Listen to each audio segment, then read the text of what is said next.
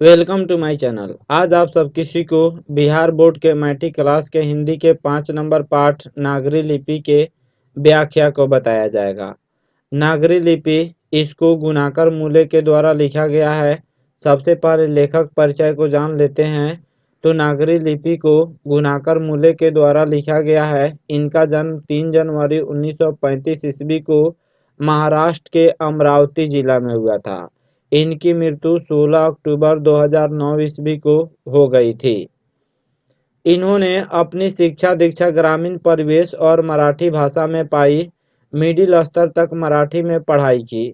जो गुणाकर मूल्य थे उन्होंने मिडिल स्तर, मिडिल का मतलब 8वां होता है, 8वां तक यह मराठी में पढ़ाई करने के बाद ये वर्धा चले गए और वहां उन्होंने 2 वर्षों तक नौकरी की तथा हिंदी और अंग्रेजी का अध्ययन किया। इसके बाद इलाहाबाद में गणित विषय से एमए किया। इनकी प्रमुख रचनाएं हैं अक्षरों की कहानी, भारत इतिहास और संस्कृति, प्राचीन भारत के महान वैज्ञानिक, सौर मंडल, सूर्य, नक्षत्र लोक, भारतीय लिपियों की कहानी, भारतीय विज्ञान की कहानी। ये सब प्रस्तुत पाठ गुणाकर मूल्य की पुस्तक भारतीय लिपियों की कहानी से लिया गया है। यह जो नागरी लिपि पाठ है यह गुणाकर मूल्य के द्वारा लिखा गया भारतीय लिपियों की कहानी से लिया गया है।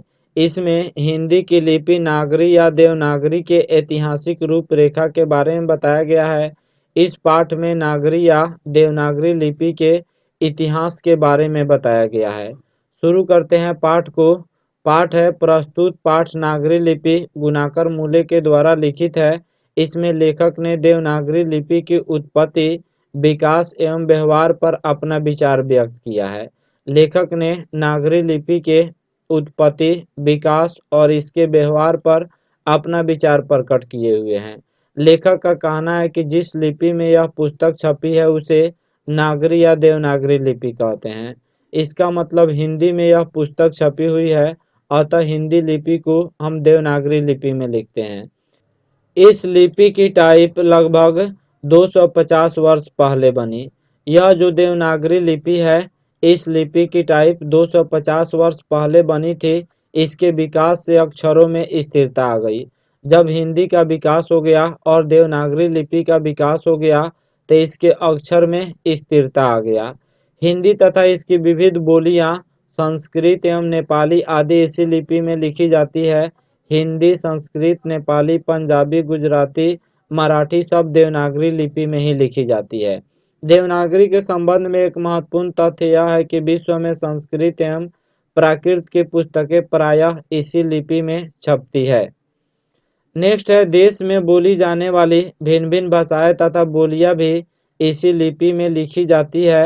तमिल, मलयालम, तेलुगु एवं कन्नड़ की लिपियों में भिन्नता दिखाई पड़ती है, लेकिन ये लिपियां भी नागरी की तरह ही प्राचीन ब्राह्मी लिपि से विकसित हुई है।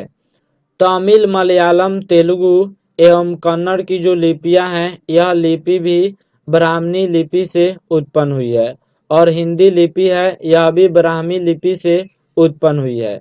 लेखक का कहना है कि नागरी लिपि के आरंभिक लेख हमें दक्षिण भारत से मिले हुए हैं।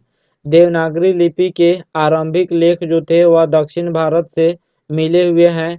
यह लिपि नंद नागरी लिपि कहलाती थी। उस समय इस लिपि को नंद नागरी लिपि कहा जाता था।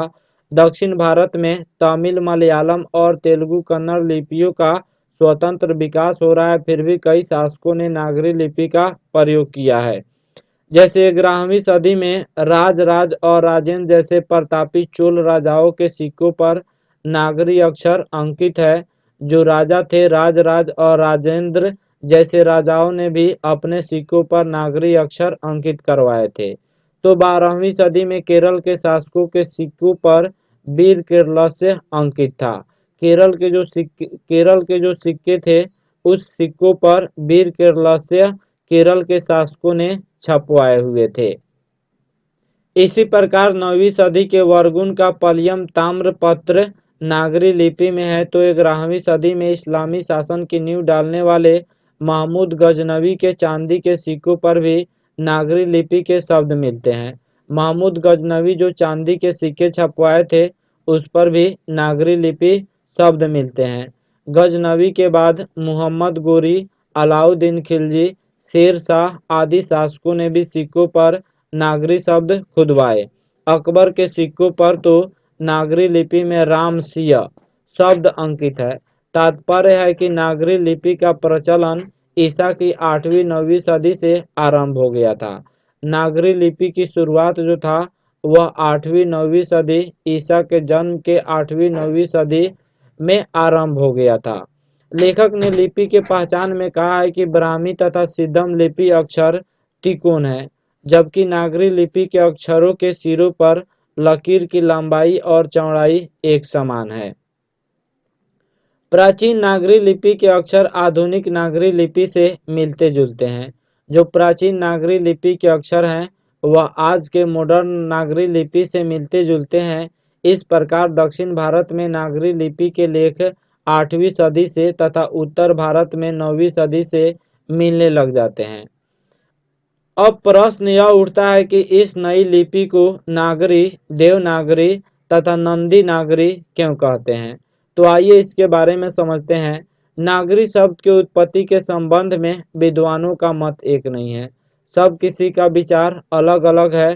कुछ विद्वानों का मत है कि गुजरात के नागर ब्राह्मण ने इस लिपि का सर्वप्रथम प्रयोग किया था, इसलिए इसका नाम नागरी पड़ा।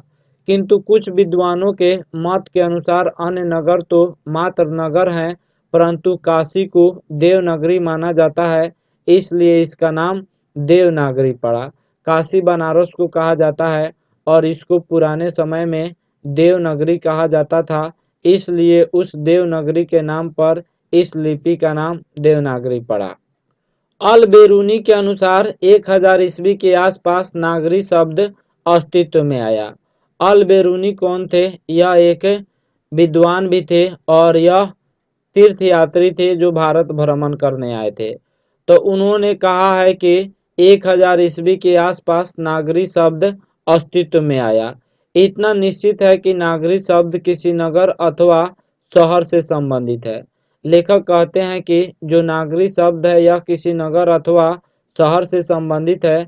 दूसरी बात यह है कि उत्तर भारत की स्थापत्य कला की विशेष शैली को नागर शैली कहा जाता था।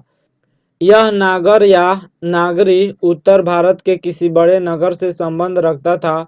उस समय उत्तर भारत में प्राचीन पटना सबसे बड़ा नगर था। साथ ही गुप्त शासक चंद्रगुप्त द्वितीय विक्रमादित्य का व्यक्तिगत नाम देव था। संभव है कि गुप्तों की राजधानी पटना को देवनगर कहा गया हो और देवनगर की लिपि होने के कारण देवनागरी नाम दिया गया है। लेखक कहते हैं कि गुजरात के ब्राह्मणों के द्वारा, जो नागर ब्राह्मण थे, उनके द्वारा इस लिपि का पहले प्रयोग किया गया, इसलिए इस लिपि को नागरी लिपि कहा जाता है। उसके बाद कुछ लोग मानते हैं कि काशी का पुराना नाम देवनगर था और वहाँ के लिपि को देवनागरी लिपि कहा जाता था। और अलबेरूनी कहते हैं कि नागरी शब्द कब अस्तित्व में आया, तो यह 1000 ईस्वी अस्तित्व में आया। और कुछ लोगों का मानना है कि स्थापत्य कला की विशेष शैली को नागर शैली कहा जाता है और यह नागर या नागरी उत्तर भारत के किसी बड़े नगर से संबंध रखता था। उसके बाद जो है कुछ लोग यह मानते हैं, कुछ इतिहासकार यह मानते हैं कि चंद्रगुप्त जो विक्रमादित्य था उसका व्यक्तिगत नाम देव था। चंद्रगुप्त द्वितीय को ही विक्रमादित्य कहा जाता है और इनका व्यक्तिगत नाम देव था। इसलिए गुप्तों की राजधानी कहाँ थी, तो गुप्तों की राजधानी पटना थी और उस पटना को देवनगर कहा जाता था, इसलिए देवनगर की लिपि होने के कारण देवनागरी नाम दिया गया हो। आगे है, अंततः लेखक इस निष्कर्ष पर पहुंचता है कि ईसा के 8वीं से 11वीं सदी तक यह लिपि सार्वदेशिक हो गई थी, इसलिए इसके नामकरण के विषय में कुछ कहना संभव नहीं लगता है। अतः लेखक कहते हैं कि नागरी या देवनागरी या नंदी नागरी यह कैसे उत्पन्न हुआ, कब उत्पन्न हुआ, इसके विषय में कुछ भी कहा नहीं जा सकता है। उसके बाद मिहिर भोज की ग्वालियर प्रशस्ति नागरी लिपि में है। धारा नगरी का परमार शासक भुज अपने विद्यानुराग के लिए इतिहास प्रसिद्ध है। 12वीं सदी के बाद भारत के सभी हिंदू शासक तथा कुछ इस्लामी शासकों ने अपने सिक्कों पर नागरी लिपि अंकित किए हुए हैं। आशा करता हूँ यह वीडियो आप सब किसी को समझ में आया होगा। Thank you watching my video.